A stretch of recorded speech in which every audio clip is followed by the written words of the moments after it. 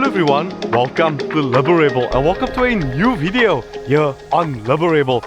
Finally, the HAVAL JOLION S is here for review on the channel. A lovely gentleman in Paul gave me a call and said I can come and drive his car, seeing that HAVAL is didn't send me a car, so this is the route we can go to review this car.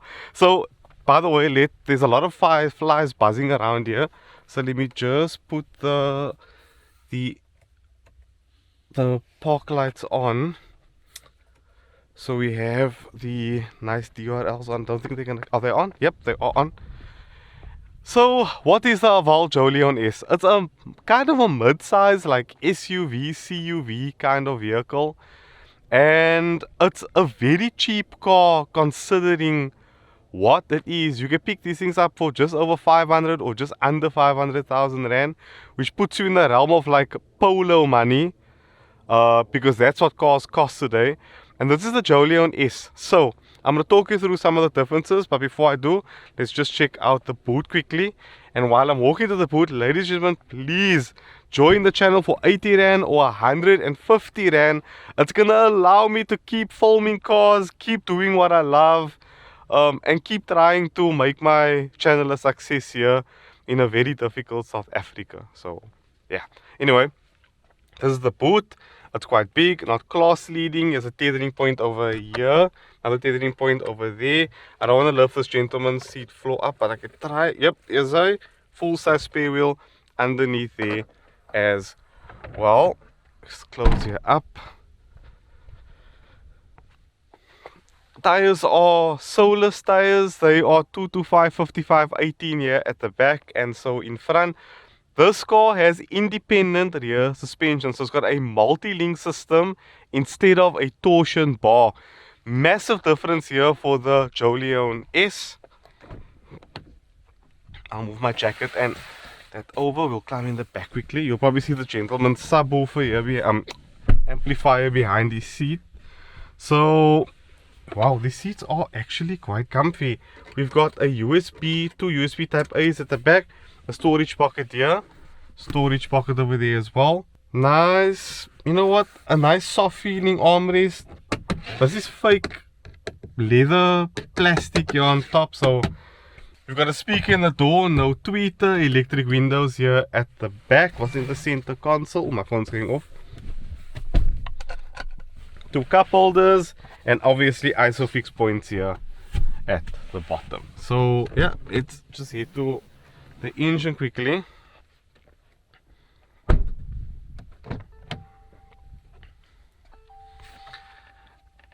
Yes, we know that your lights are on. Guys, I'm gonna run through a few problems of these cars. I actually did some research.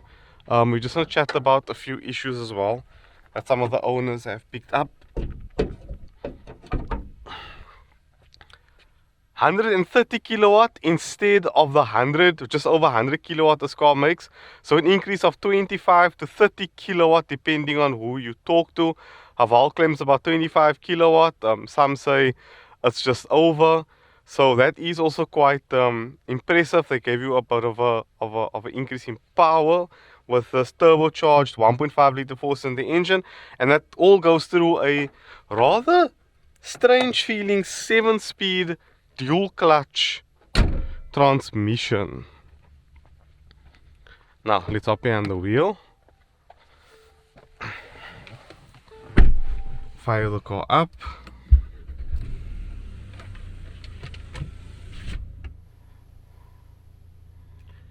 I just want to open up. I sent my friend a message last night of the HAVAL group, and they are basically had a good conversation with me to explain to me all the issues that the HAVAL owners had. So I'm gonna read you a few. These are a few of what the HAVAL owners had to say. The one gentleman has an HAVAL Super Lux. He says he wished the boot wasn't so heavy to close and it had a close button. He says brakes making a noise and was replaced under 15,000 kilometers. Front only after throwing my toys outdoor. Runners perish easily. Paint is very expensive if you want to respray, especially red and blue and green. Mechanically it's perfect, interior is perfect, outside looks good. I might be picky, but I would buy a HAVAL. I would buy HAVAL over other brands, no problem. Right, the other gentleman says, can you pose a question in... Okay, so he says, nothing has gone wrong with this Jolion. It's a super luxe, no issues with the exterior. He wished that the mat could secure in the car, so this car doesn't have the pins to secure the mat. He also says that the overall customer satisfaction was, I've only engaged with 2 dealerships, the one where I bought my vehicle and the other one where I serviced my car. Both a good experience, especially where I serviced my car. Annoying rattles in door panels and boot that I can't get rid of even after taking my car to HAVAL. Gears tend to grind from time to time even though it's auto. Other than that, I'm pretty happy with my Jolion. Oh, and fan valve makes a noise, especially when it rains. So the other gentleman says, nothing wrong at 46,000 kilometers. It had a wobbling braking from high speed, but now fixed off the skimming front brake disc, braking nice and smooth.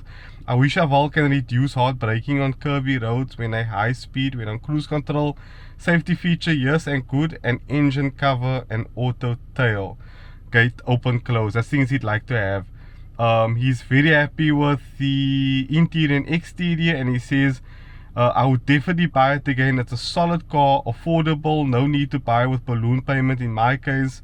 It's a super luxe indeed, comfortable, engine power technology is high, need you to be schooled person. Looks very elegant and classy. So I'm gonna plug the phone in over here. We're just gonna prep our test song quickly to test the sound system. It's over here. Okay, let's go for a drive. So let's talk about the front of this car quickly before we go further. Tweeter woofer, it's a subwoofer under the seat that the owner fitted. You have soft touch on the door. Again, this fake plastic on top. Again, this is like a stitched odd type of material, but actually quite nice. Overall design in here is very nice. Digital cockpit in front of me, heads up display, and this is sunglass holder over here on top. USB type A port over there for a dash cam, I really like that. A sunroof.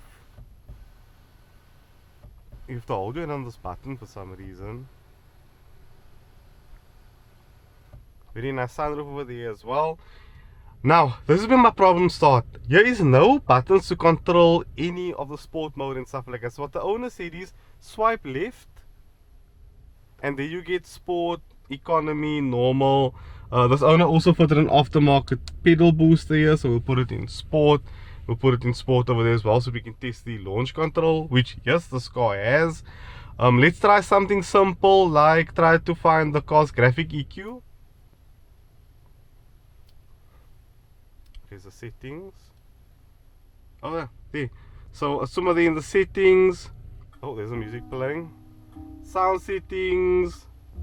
Locates. Don't know what that means. DTSC auto. So yeah, that's. Oh yeah, check this out, right?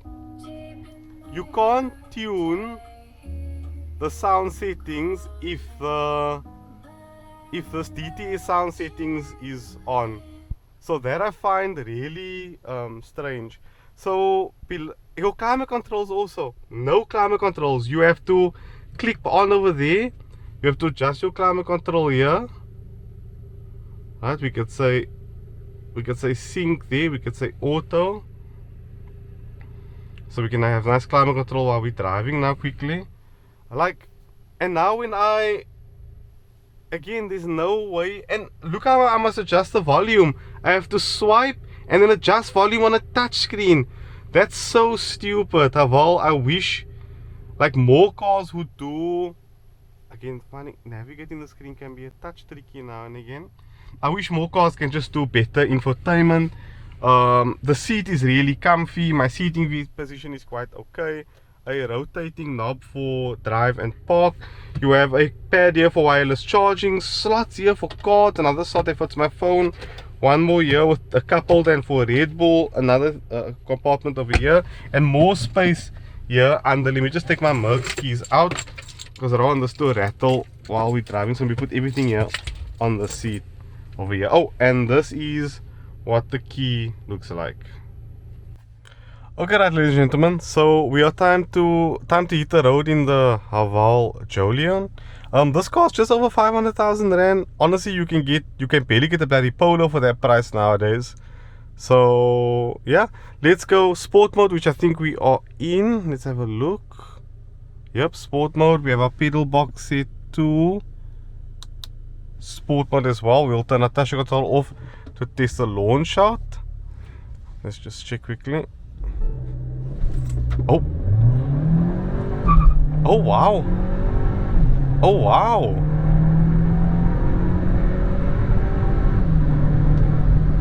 Oh man, that's it actually hacked the lekker second there, or it grabbed the lekker second, should I say. Apparently I'm not talking professionally enough. That's why higher end companies they want to send me like supercars to drive, so I have to change the way I talk a little. But that's really impressive. Let's try putting the gearbox in manual mode. But slow on the changes.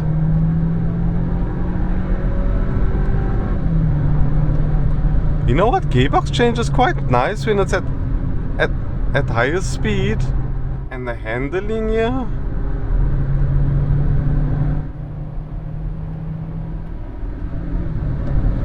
I am quite impressed with this car. Man, we're getting some nice speed here as well. What a funny braking happening there, and the car doesn't inspire so much confidence around the turns because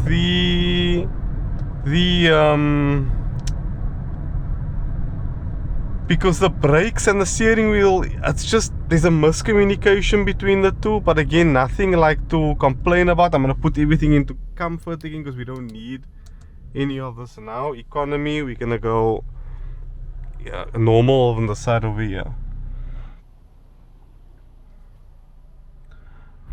There's a lot of cars coming past now.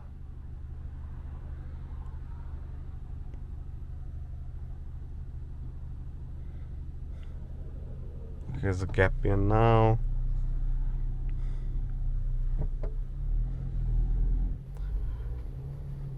You know what's funny here, nah? I can kind of see why these cars are selling as well as it is. This is an extremely good car. The fact that it's got this 1.5 liter turbocharged engine with 130 kilowatt and around 260 newton meters of torque means that the car feels torquey all the time, especially when overtaking. Really impressive. Let's just put the climate control on quickly over here. Getting a bit warm. And all the controls are physical besides the bloody climate control and the sport mode buttons and volume knob that's embedded into the screen. I don't understand how hard couldn't it have been to just add a volume knob here somewhere, because this is a bit ridiculous how to have that two conveniences. Overall, for a very new car, obviously cabin noise is at a minimum. The road noise being transferred into the car through the tires, really not bad at all. We've even got adaptive cruise. Let's test that out quickly. Let's set our adaptive cruise to let's see, 80 kilometers per hour, and let's set our car to follow a bit closer. There we go. And we have our steering assist on as well. So let's just try and make the car veer off to the right, and it will put it back in the center again. Let's do this review just using the adaptive cruise, and let's set the speed up a bit to, hold on steering wheel to 100 here, and let's see how it copes with the road. I'm gonna keep my hand just over here and we can take it from there. But you can probably see here's a bit of cabin noise, but nothing too bad.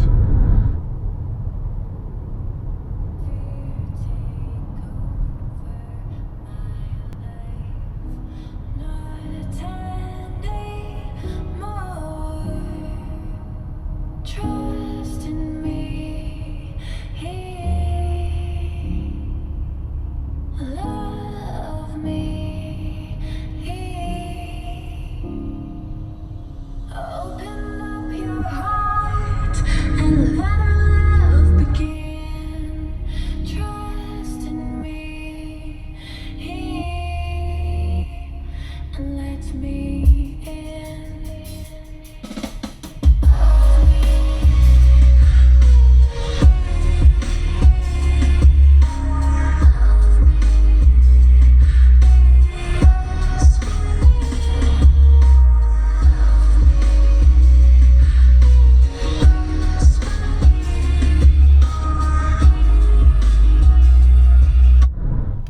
Haval's sound system tuning is it's very bright. His sub does add nice low end to the sound system, but the tuning overall, it keeps it keeps picking the brakes a bit. I've noticed it keeps tugging the brakes to almost like make it less to slow it down into turns. So it's a bit. I don't know. I'm not gonna lie. I've turned it off for now. I don't like it that much. It's a bit too like it's touching the brakes the whole time. I see you've got hill descent control here as well. Beautiful LED lighting which is hidden behind the steering wheel here. So you can't actually see the stalks from where I'm sitting. I have to kind of pull. Oh, this. You can't also pull the steering wheel towards you. You can only move it up and down. So yeah, heads up display, as you can probably see over there, beautiful and clear. If you look at our speedometer in comfort mode with the pedal boost in economy, look at that, 90, 100, 110. The turbocharger makes this car nice and instant to drive. I really like that with this car, and I can see why so much people are buying this thing. I really can. Look, it's got its issues like I've mentioned now with all the technology things, but at its price, what you're getting, I mean, a Suzuki Brezza is around the Jolion's price nowadays, and that doesn't have half the features that this has. And I'm quite comfy, I'm not gonna lie. The seat is nice and comfortable.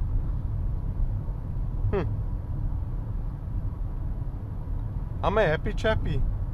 I can tell why the stuff Haval can barely keep these things on the floor. I've heard of a few gremlins, and which we're gonna touch on now. The gearbox is a bit like jolty and jerky now and again when pulling away. It sometimes will do weird things. It's the only thing I noticed so far. But I mean, I've driven cars with worse automatic gearboxes. Hell, I drove an Alfa Romeo, is it Giulietta? The one with the 1750 TBI with the dual clutch. That thing made clunking and clicking sounds also. So I've heard worse. Overall, my viewing is also very nice. Let's get it up to 120 and just here, see what it cruises at.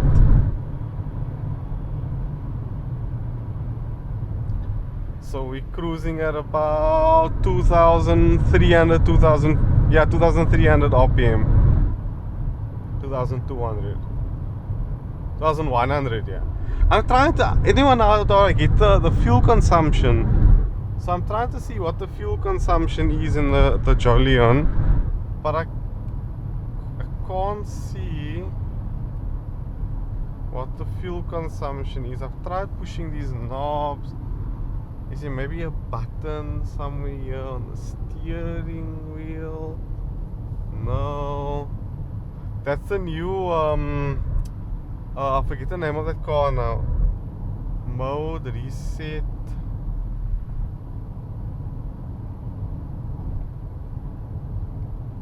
I can't see the fuel consumption. So I'll ask the owner now to show me the fuel consumption before I go. Then I'll put it in over here what I was averaging for this trip. But overall, ladies and gentlemen, I'm very impressed. If you have an HAVAL, I can see why. If I recommend the HAVAL, I do. Buy new or with very low mileage. Keep it till the motor plan is finished and then let it go. I don't know what reliability is going to be like outside of warranty. I've heard that these have been giving a few issues, but as I did my research, most owners hasn't been complaining. So that's about as far as I can see. So yeah, ladies and gentlemen, thank you so much for watching the video of the HAVAL Jolion S. Really impressed. I recommend it. Definitely over some of its competition at this price. So yeah, thank you so much for watching, everyone. I hope you enjoyed the video. I hope you guys have joined the channel. Be free, be you. Love a rebel. Out.